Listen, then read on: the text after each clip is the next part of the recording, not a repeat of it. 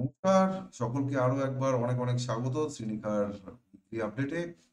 বাজার তো দুর্দান্ত খেলা দেখাচ্ছে এবং বর্তমানে বাজার এক এক দিনে এমন ভাবে পড়ছে যেন মনে হচ্ছে বাজারের জীবনে কোনোদিন ওপরে উঠবে না। যথেষ্ট প্যানিকের সিচুয়েশন রয়েছে, লোকে যথেষ্ট ভয় পাচ্ছে এবং গত কয়েক বছর ধরে এফআইআইস নিরবিচ্ছিন্নভাবে ভারতীয় বাজারে সেল করা সত্ত্বেও বাজার পড়ছিল না।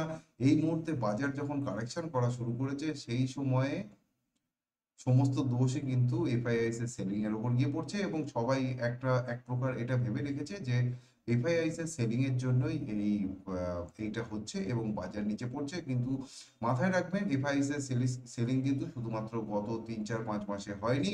এফআইআইস এর সেলিং কিন্তু গত কয়েক বছর ধরে ধারাবাহিকভাবে হয়ে এসেছে, যাতেও বাজারে কিছু যায় আসে হচ্ছে কেন। এবং আমরা যখন দেখছি যে ডিআইআইস ক্রমশ কিনে যাচ্ছে এবং মান্থলি এসআইপির পরিমাণ ক্রমশ বাড়ছে, সেই সময় যখন এইরকম একটা সিচুয়েশনে বাজার কেন নিচে আসছে।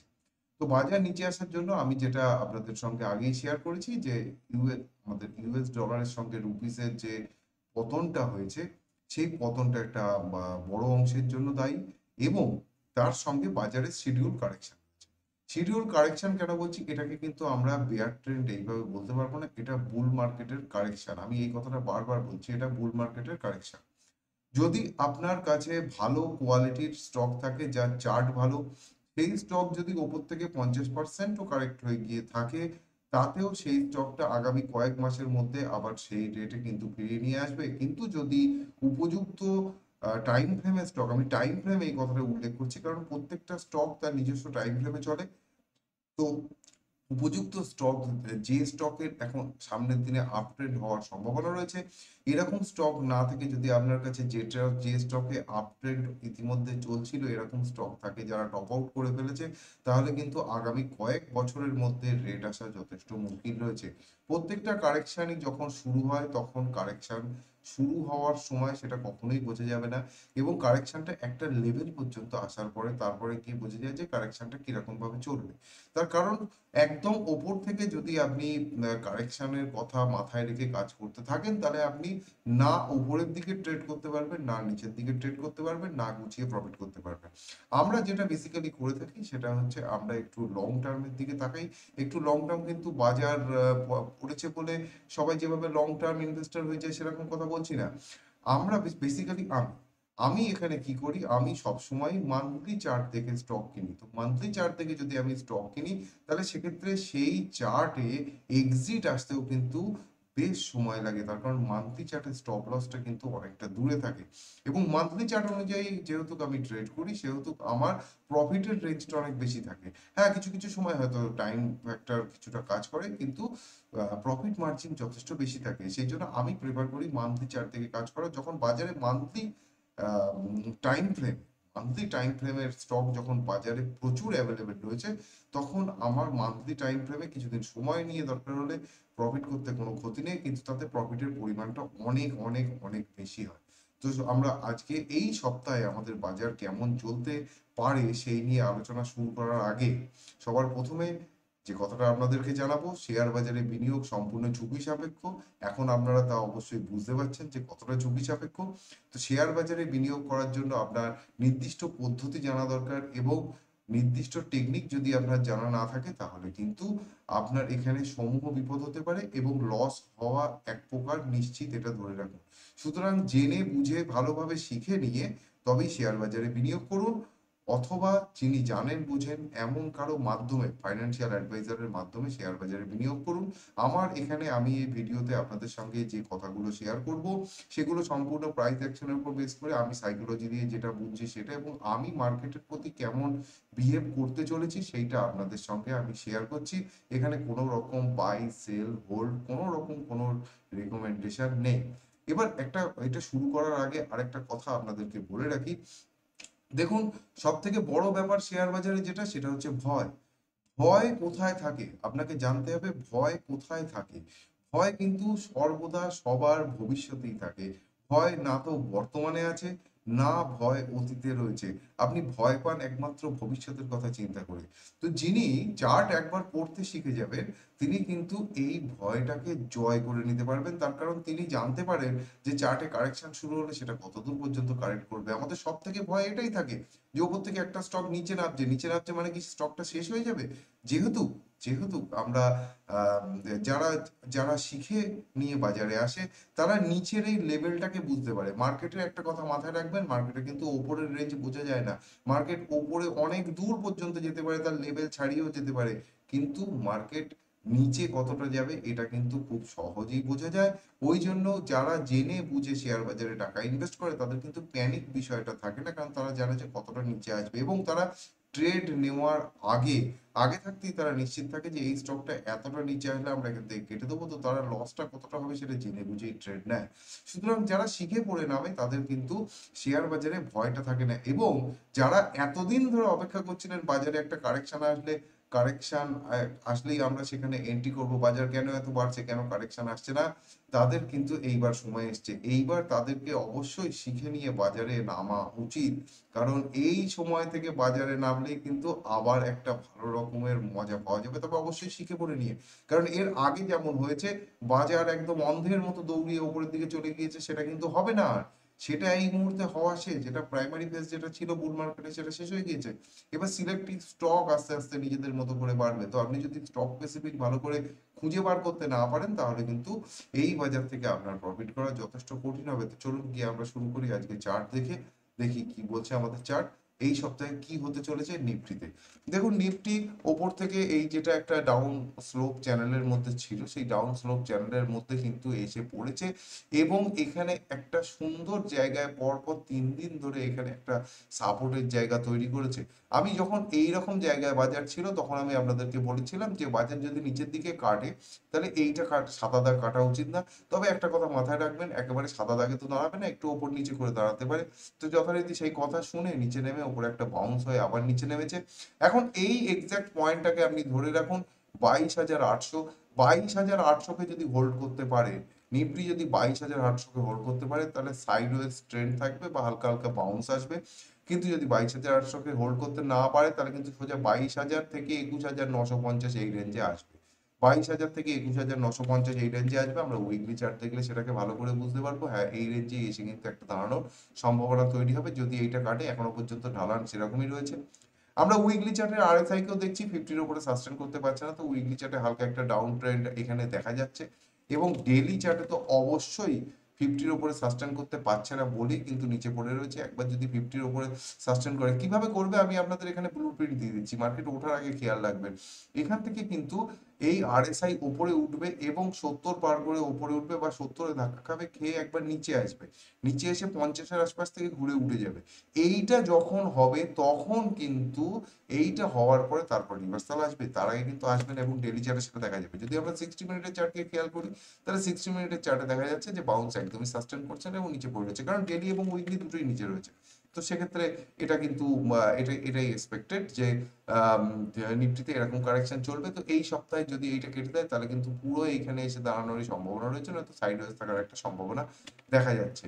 নিফটি ব্যাংক, নিফটি ব্যাংকের একটা বড় সড়ো সমস্যা আমার চোখে ধরা দিয়েছে আপাতত। এক তো উইকলি চার্টে আরএসআই 50-এর নিচে এসে পড়ে রয়েছে, আর এখানে যে ট্রিপল টপ মতো প্যাটার্নটা তৈরি হয়েছিল এইটা হয়েছিল তার প্রাইমারি ব্রেকডাউন, এটা হয়েছিল তার রিট্রেসমেন্ট এবং নেকলাইনকে ঠিক ছুঁয়ে এই সপ্তাহে একটা লাল ক্যান্ডেল হয়েছে। যদি এই সপ্তাহে এইখানটাকে কেটে দিতে পারে, অর্থাৎ 48,800-কে যদি কেটে দিতে পারে, একবার ডেলি চার্টে গিয়ে দেখি, ডেলি চার্টেও এটা কিন্তু আরএসআই 50-এর নিচে পড়েই ল্যাদ খাচ্ছে। তো যদি 48,800-কে একবার এখান থেকে কেটে দিতে পারে তাহলে কিন্তু স্বাচ্ছন্দ্যে এটা হুড়মুড়িয়ে নেমে আসবে এবং বেশ অনেকটা নেমে আসবে। আইসিআইসিআই ব্যাংক, অ্যাক্সিস ব্যাংক এরা কিন্তু লিড করবে সেক্ষেত্রে। এবং বেশ খানিকটা ব্যাংক নিফটি নেমে আসার তখন সম্ভাবনা দেখা যাচ্ছে। এবং যদি আমরা 60 মিনিটের চার্ট দেখি তাহলে 60 মিনিটের চার্টে দেখতে পাচ্ছি যে একটা ছোটখাটো ডবল বটম তৈরি করেছে এবং 60 মিনিটের চার্টেও আরএসআই 50-এর উপর উঠে সাস্টেন করে যাবে। এতেও একই জিনিস হবে, উপরে গিয়ে 70-এর আশপাশ থেকে ঘুরে আবার নিচে এসে ঘুরবে, তাহলে এখান থেকে হালকা করে রিভার্সাল হবে, নয়তো কিন্তু এটা চলবে। এখন দেখা যাক কি হয়। এইটা যখন দেখে নিলাম ব্যাংক নিফটি, তাহলে একবার আমরা এই সুযোগে গিফটটাকে দেখে নিই, যেটা শুক্রবার দিনকে কোথায় শেষ হয়েছে। গিফটকে যদি আমরা দেখি তাহলে 60 মিনিটের চার্টে শেষে কিছু হয়নি। আমরা 1 মিনিটের চার্ট দেখলে খুব ভালো করে বুঝতে পারবো আমাদের বাজার শেষ হয়ে গিয়েছিল কোন জায়গায়। কোন সময় শেষ হয়ে গিয়েছিল, এইখানে আমাদের বাজার শেষ হয়ে গিয়েছিল এবং তার থেকে একটু নিচেই কিন্তু ক্লোজ হয়েছে। যেহেতু তার থেকে একটু নিচেই ক্লোজ হয়েছে, তো বিরাট কিছু আশা আমরা এখানে এই মুহূর্তে এখানে করতে পারছি না। এবার আমরা আমরা আবার আমাদের আগের চার্টের সেগমেন্টে ফিরে যাচ্ছি। নিফটি ব্যাংক হলো ইউএসডি আইএনআর, দুর্দান্ত ভালো অপূর্ব সুন্দর ঘটনা। এইটা আমি আপনাদেরকে এইখানে যখন এই ডেইলি চার্টে বড় বড় ক্যান্ডেল বানাচ্ছিল বা এখানে ফ্ল্যাগ বানাচ্ছিল, তখন বলেছিলাম যে এর ওপরে যদি কেটে যায় তাহলে একবার ওপরে যাবে। এবার একটা মজার জিনিস কি বলেছিলাম, যে উইকলি চার্টে যদি এরকম দামড়া দামড়া ক্যান্ডেল হয় তাহলে কিন্তু সেটা একটা বেয়ার ট্রেন্ডকে উল্লেখ করে।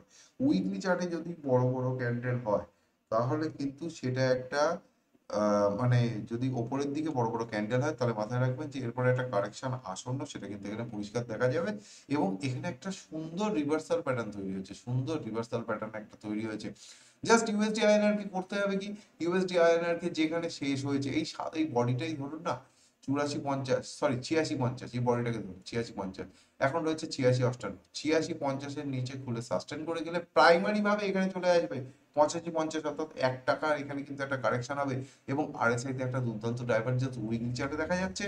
উইকলি চার্টে দেখা যাচ্ছে, যখন আমরা একটুখানি যদি ডেইলি চার্টে দেখি তাহলে ডেইলি চার্টেও আমরা দেখছি যে ডেইলি চার্টেও কিন্তু একটা আরএসআই তে ডাইভারজেন্স এসেছে। তো কারেকশন একটা আসন্ন, কারেকশন একটা আসার দরকারও রয়েছে, খুব ভালো একটা প্যাটার্ন তৈরি হচ্ছে, খুব ভালো লম্বা টাইম ফ্রেমের একটা কারেকশন ইউএসডি আইএনআর ঢুকে যেতে পারে। দেখা যাক কি করে। ইন্ডিয়া ভিক্স এই সপ্তাহে করেছেটা কি, এই সপ্তাহে একটু ওপরে উঠেছে কিন্তু এই 15-23 গিয়ে ধাক্কা খেয়ে দাঁড়িয়েছে, যেটা হচ্ছে উইকলি 200। এখন দেখা যাক এই সপ্তাহে কি করে। বর্তমানে যেখানে রয়েছে এই সপ্তাহে মোটামুটি সর্বোচ্চ রেঞ্জ দেখা যাচ্ছে 1671 এর মধ্যেই থাকবে, কারণ আগের সপ্তাহে ঝড়টা অনেকটা বেশি হয়েছে। গোল্ড সপ্তাহের শেষে গিয়ে একটু গড়বড় করে দিয়েছে অবশ্যই, এইটা একটা গড়বড়ের প্যাটার্ন, এখান থেকে নিচের দিকে আরেকটাও আসতে পারে একটু। কিন্তু সিলভার কি বলছে, ও হো হো হো হো, সিলভার এখানটায় কত সুন্দর ব্রেকআউট দিয়েছিল। যদি আমরা একে 1 মিনিটের চার্টে দেখি তাহলে আমরা দেখতে পাবো কত সুন্দরভাবে ওপরে উঠেছিল, কিন্তু সাস্টেন করতে না পেরে নিচে নেমেছে। সুতরাং সিলভারেও কিন্তু একটা কারেকশন হতে পারে। সিলভার ডেইলি এবং উইকলি চার্টে অপূর্ব সুন্দর, অপূর্ব সুন্দর জায়গায় এখনো পর্যন্ত রয়েছে। এবং সিলভার যেখানে শেষ করেছে, যদি আগামী সপ্তাহে উপরে খুলে সাস্টেন করে যায় তাহলে সিলভারের একটা বড়সড় মুভ আগামী সপ্তাহে আসলেও কিন্তু আসতে পারে, তার একটা সম্পূর্ণ সম্ভাবনা আমি এখানে সিলভারে দেখতে পাচ্ছি। ক্রুড অয়েল খুব শান্তিতে রয়েছে, ক্রুড অয়েল আমাদের বড় আশা ভরসা। ক্রুড অয়েল যেখানে রয়েছে এই সপ্তাহেও একটু নিচের দিকে আসতে পারে, যেমনটা আমি 2 সপ্তাহ আগে বলেছিলাম। সেই রেঞ্জ এর আশপাশ পর্যন্ত চলে আসতে পারে, 6000-এর আশপাশ পর্যন্ত দেখা যাক। এখন 6149 রয়েছে, 6000-এর আশপাশ পর্যন্ত চলে আসতে পারে ক্রুড। এবং ন্যাচারাল গ্যাস আগের সপ্তাহে বলেছিলাম এই যেটা নেমেছে, যদি এটাকে নিচে না কাটে, অর্থাৎ 262 যদি নিচে না কাটে তাহলে কিন্তু উপরের দিকে উঠবে, সেটা আগের আগের সপ্তাহে বলেছিলাম। তো গত সপ্তাহে একটা সুন্দর র্যালি হয়েছিল এবং এখান থেকে যেটা উঠেছিল তার একটা ছোট্ট লেগের কারেকশন এই সপ্তাহে আবার উঠছে। কিন্তু এবারে একটা জিনিস আছে, এই ধরনের প্যাটার্ন অনেক সময় এইখানে আটকে যায়, তো 333-কে একে কাটতেই হবে। এই যদি 333-কে কাটতে পারে তাহলেই উপরে যাবে। 333 থেকে 440 এই রেঞ্জে কিন্তু একটা ভালো মুভ হবে। ঠিক আছে, যদি একটা ভালো খবর হচ্ছে ডেইলি চার্টে এখানে কিন্তু একটা এক্সটেনশন গ্যাপ হয়েছে, এক্সটেনশন গ্যাপ খুব ভালো, খুব ভালো একটা প্যাটার্ন, অন্তত একটা ট্রেন্ডের জন্য। তো সুতরাং ওটা একটা হতেও পারে। ঠিক আছে, এবার ডাও জোন্স যদি আমরা দেখি, ডাও জোন্সের প্রবলেম, ডাও জোন্স কিন্তু সেইখানে পর পর আটকাচ্ছে। এখান থেকে যদি বাই চান্স পড়ে যায় তাহলে কিন্তু উইকলি চার্টে ডবল টপ হবে এবং ডাও জোন্স কিন্তু এখান থেকে আমি যা দেখতে পাচ্ছি এই হাই এর আশপাশে চলে আসবে 35,500-র আশপাশ, 35,500 থেকে 36,000 এই রেঞ্জে কিন্তু ডাও জোন্স চলে আসবে যদি এখানে উইকলি চার্টে ডবল টপ হয়। এবং সেটা হয়ে ফাইনালি এর ব্রেকডাউন হতে আমার মনে হয় এপ্রিলে গিয়ে এর ব্রেকডাউন হওয়ার সম্ভাবনা আসবে ডাও জোন্সে। এখন দেখা যাক কি করে নাসড্যাক। নাসড্যাক তো এসবের কোনো মানে ধারই ধারে না, নাসড্যাক তো ওইভাবে উড়েই চলেছে, দুর্দান্ত দুর্দান্ত তেজি এবং ঠিক এক্স্যাক্ট সেই আগের হাইতে এসে দাঁড়িয়েছে। এই সপ্তাহে দেখা যাক কাটে কিনা। আরএসআই খুব ভালো রয়েছে, খুব ভালো বুল ট্রেন্ডে রয়েছে নাসড্যাক। তো সুতরাং ওভারঅল এই মার্কেটগুলো ঠিক রয়েছে। এবার আমাদের একটু দেখতে হবে নিফটি স্মল ক্যাপ ইন্ডেক্স কি করছে। নিফটি স্মল ক্যাপ ইন্ডেক্স আমি আপনাদেরকে অনেকদিন আগে এখানে ফিবোনাকি দিয়ে দেখিয়েছিলাম এবং তাতে 14,000-এর লেভেল আমরা প্রাইমারি ভাবে এখন দেখতে পাচ্ছি, যেহেতু এই 16,000-এর লেভেল কেটেছে। তবে এই সপ্তাহে কি একটা বাউন্স আসতে পারে। উইকলি চার্টে আরএসআই দেখুন 30-এ পড়ে রয়েছে, উইকলি চার্টে আরএসআই যেহেতু 30-এর নেমে দাঁড়িয়ে রয়েছে, সুতরাং এ কিন্তু একটা লম্বা টাইম ফ্রেমের জন্য আবার যাচ্ছে বেশ 6 থেকে 8 মাস বা 1 বছর, 1 বছরের বেশিও ধরতে পারেন, 1-1.5 বছরের জন্য কিন্তু ডাউন ট্রেন্ডে চলে যেতে পারে নিফটি স্মল ক্যাপ। ঠিক আছে, এর সেরকমই প্যাটার্ন এখনো পর্যন্ত দেখা যাচ্ছে। যদি আমরা নিফটি মাইক্রো ক্যাপকে দেখি, নিফটি মাইক্রো ক্যাপকে যদি আমরা দেখি তাহলে দেখবো এরও ডেলি চার্টে কিন্তু আরএসআই সেই একদম পুরো লেবড়িয়ে পড়ে রয়েছে নিচে এবং 23% আপাতত এসে দাঁড়িয়েছে। উইকলি চার্টে আরএসআই নিচে নেমে এসেছে 33-তে, তো এরও কিন্তু একটা কারেকশন হচ্ছে, 1 বছরের কাছে কারেকশন হতে পারে। আপাতত 18,000-এর দিকে দ্রুত গতিতে অগ্রসর হতে পারে এই ইন্ডেক্সটাও। তবে একটা সাপোর্টের আশপাশে রয়েছে বলে এই সপ্তাহে কিন্তু যদি 19,700-তে এসে যায় ওখানে দাঁড়িয়ে যেতে পারে, তারপরে একটা বাউন্স হয়ে তারপরেও নামতে পারে, তারও সম্ভাবনা রয়েছে। তো নিফটি মিড ক্যাপকে যদি আমরা দেখি তাহলে আমরা দেখতে পাবো যে নিফটি মিড ক্যাপও অ্যাজ ইট ইজ তাই আমাদের ফিবোনাকি লেভেলে প্রথমবার দাঁড়িয়েছিল এবং দ্বিতীয়বারও কিন্তু ফিবোনাকি লেভেলের দিকে দ্রুত গতিতে অগ্রসর হচ্ছে, কিন্তু এই সপ্তাহে একটু কম কিছু হতে পারে। এই সপ্তাহে ছোট কোনো ক্যান্ডেল হতে পারে, হয়তো 48,250-এর আশপাশে গিয়ে দাঁড়িয়ে যেতে পারে। এই সপ্তাহে কিন্তু এরকম কিছু একটা হলেও হতে পারে, নয়তো 46,200 ধরে রাখুন ওখানে আসছে। উইকলি চার্টে আরএসআই যথেষ্ট এখানে গড়বড় করেছে এবং একটা বেশ ডাউন ট্রেন্ডের ইন্ডিকেশন দিচ্ছে এবং ডেইলি চার্টেও মোটামুটি তাই দিচ্ছে। এখানে যখন এই এই এই যে প্যাটার্ন তৈরি হয়েছিল, এই যে দোজিটা হয়েছিল, এটা খুব আশাবাদী ছিল, কিন্তু তারপরে দোজিটা হওয়ার পরে পরের দিনকে যেভাবে ফেলেছে তাতে এ কিন্তু উপরে সাস্টেন করতে একটু দেরি করবে। তো আপাতত আমরা যে কটা ইন্ডেক্সের উপরে ভালো করে নজর বোলালাম, আমরা চোখ বোলালাম, সে কটা ইন্ডেক্সে আমরা দেখতে পেলাম যে আমাদের ইন্ডেক্সে সবকটাই প্রায় কারেকশন ফেজে চলছে। কিন্তু আবারও আমি একটা কথা বলে রাখছি, যদি আপনার স্টকে এখনো পর্যন্ত মুভ না এসে থাকে তাহলে কিন্তু আপনার স্টকে কারেকশন হয়ে স্টক কিন্তু দাঁড়িয়ে থাকবে না, আপনাকে এটাও মাথায় রাখতে হবে। আপনার কাছে যদি আরএসি, পিএফসি, আরবিএনএল, ইরকন, আচ্ছা এখানে যে নামগুলো আমি নিচ্ছি এই নামগুলো কিন্তু শুধু এবং শুধুমাত্র উদাহরণের জন্য, আমি কিন্তু একবারও আপনাদেরকে এখানে বাই সেল কোনো রকম রেকমেন্ডেশন দিচ্ছি না। তো যেটা বলছিলাম, পিএফসি, আরএসি, আরবিএনএল বা ইরকন এই জাতীয় যে স্টকগুলো রয়েছে যারা একটা একটা লম্বা লম্বা র্যালি দিয়ে দিয়েছে, এরা কিন্তু আগামী 1-1.5 বছর বা তার বেশি সময়ের জন্য আন্ডার পারফর্ম করতে চলেছে। আপনার যদি টপে কেনা থাকে তাহলে কিন্তু দাম আসবে না খুব সহজে। কিন্তু যে স্টকগুলো এখনো পর্যন্ত মুভ শুরু করেনি, আপনি নিয়েছিলেন মান্থলি চার্ট দেখে বা উইকলি চার্ট দেখে, কিন্তু এখনো পর্যন্ত মুভ শুরু করেনি, কিন্তু কারেকশন বাজারে আসায় তারাও কারেকশন করছে, সেই স্টকগুলো কিন্তু ঘুরে আবার দাঁড়িয়ে যাবে। তাও সেগুলো বেশি দিন সময় নেবে না।